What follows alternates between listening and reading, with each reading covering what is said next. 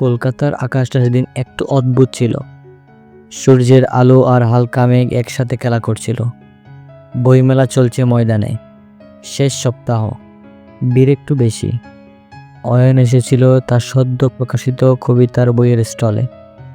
গায়ে সাদা পাঞ্জাবি, চোখে মোটা ফ্রেমের চশমা, মুখে একরকম আত্মবিশ্বাসী কিন্তু শান্ত ভঙ্গি। মাধুরী বইমেলায় এসেছে বান্ধবীদের সঙ্গে।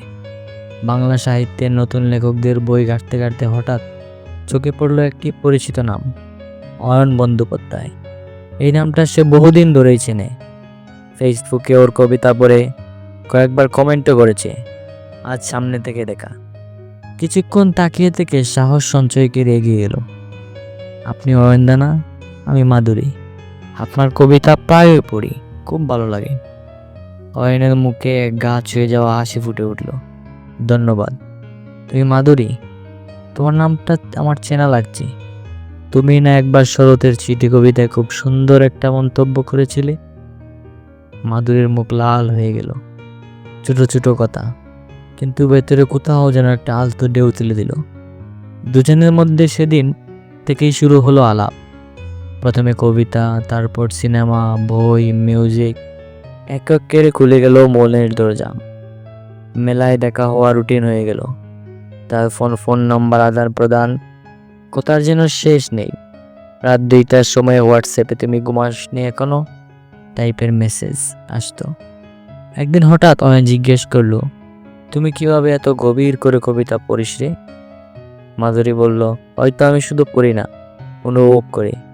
যেভাবে তুই লিখিস তাও তো অনুভব থেকেই না? সেই দিন অয়নের মনে প্রথম চূড়াছুড়ে ভালোবাসার সঙ্গীত ভেসে উঠল। সামনে এগিয়ে চলল। বইমেলার পর তারা যেন একে অপরের ছায়া হয়ে উঠল।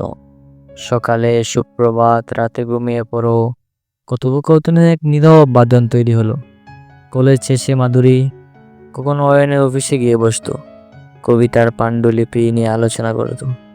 অয়ন তখন একটি সাহিত্য পত্রিকার সম্পাদক। কবিতা নিয়ে ঝড় উঠত ওদের আলোচনায়। একদিন কলেজ ছুটির পর মাধুরী বলল, চল না একদিন শান্তিনিকেতনে যাই, বসন্ত উৎসবে। মনে হয় বসন্তকে ছুতে পারবো সেখানে। অয়নের চোখ জল জল করে উঠল। চল কবিগুরুর দেশে। আর তোর মতো একটা কবির সাথে গেলে তো মেলা রং পাবে। শান্তিনিকেতনে নয়, বসন্ত উৎসবের দিন। আবিরের রাঙ্গা মুখ মাধুরী যেন পুরো একটি কবিতা হয়ে উঠছিল।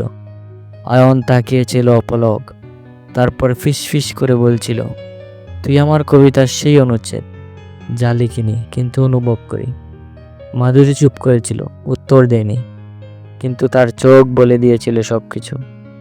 সেদিন রাতে ছোট্ট একটা ক্যাফেতে মাধুরীর হাত ধরা ছিল এক কাপ কফি, আর অয়নের চোখে ছিল এক চিরন্তন প্রশ্ন, তুই কি পাশে থাকবি মাধু, আমার কবিতার সাথে, জীবনের পাশে?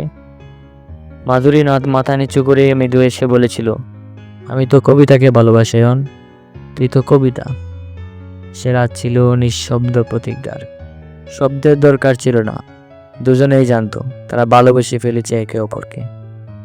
কিছুদিন পর তারা মিলে একটি কবিতার বই প্রকাশ করলো। ছায়া যখন শব্দ হয়ে ওঠে, অয়ন লেখে, মাধুরী সম্পাদন করে। সেই বইয়ের উৎসর্গে পাতায় লেখা ছিল, তাকে যার চোখের ছায়ায় আমি কবিতা খুঁজি। মাধুরীর চোখে জল এসে গিয়েছিল। এটা শুধু বই নয়, ভালোবাসার লিখিত প্রমাণ। 1 বছর কেটে গিয়েছে। অনেকে আরো জনপ্রিয়, বড় পত্রিকায় তার কবিতা ছাপা হয়, সাহিত্য পুরস্কারে তার নাম ওঠে, টিভি চ্যানেলে সাক্ষাৎকার, ফেস্টিভ্যালে অতিথি, বিদেশের সাহিত্য সমিতির আমন্ত্রণ। ব্যস্ততার মেঘে ঢাকা পড়ে যায় তাদের সম্পর্কের আকাশ।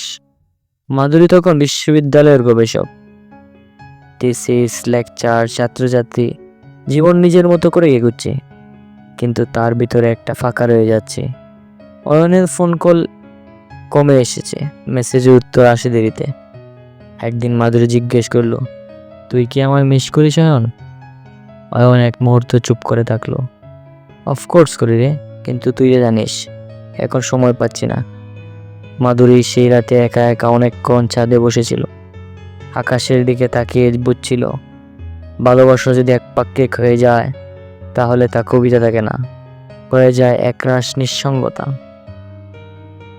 এক সাহিত্য উৎসব অয়নের পাশে এক নতুন মুখ, যেন প্রিয় সাংবাদিক রমা সেন। দুজনে হাসছে, ছবিতে হাত ধরা, সংবাদ মাধ্যমে শিরোনাম। মাধুরীর বুকটা কেঁপে উঠল।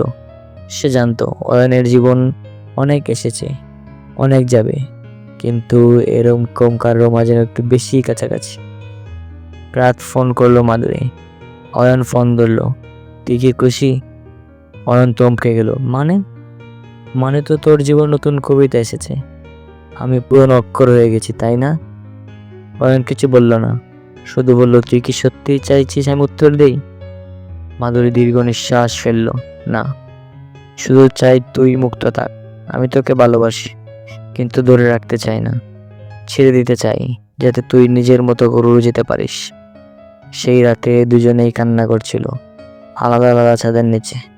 কোনো শব্দ ছিল না, কেবল নিঃশব্দ অভিমান। 2 বছর কেটে গেছে। মাধুরী একজন প্রতিষ্ঠিত সাহিত্যকর্মী। নিজের লেখা কবিতার বই বেরিয়েছে, বক্তৃতা দেয় বিভিন্ন বিশ্ববিদ্যালয়ে। তার জীবনে নতুন সম্পর্ক এসেছে, কিন্তু কোথাও একটা ফাঁকা স্থান থেকেই গেছে। একদিন বই মেলায় ঘোরাঘুরি করতে করতে এক বই হাতে নিল, তোমার ছোঁয়া, লেখক অয়ন বন্দ্যোপাধ্যায়। প্রথম পাতায় উৎসর্গ তাকে, যার নীরবতা আমার সবচেয়ে গভীর কবিতা। ভালোবাসা হারায় না, রূপ বদলায়। মাধুরী বইটা হাতে নিয়ে চোখ বন্ধ করলো। বাতাসে ছড়িয়ে পড়ল এক পুরনো বসন্তের গন্ধ। সে জানে কিছু ভালোবাসা শেষ হয় না, শুধু চাপা ছায়া হয়ে থাকে পাশে।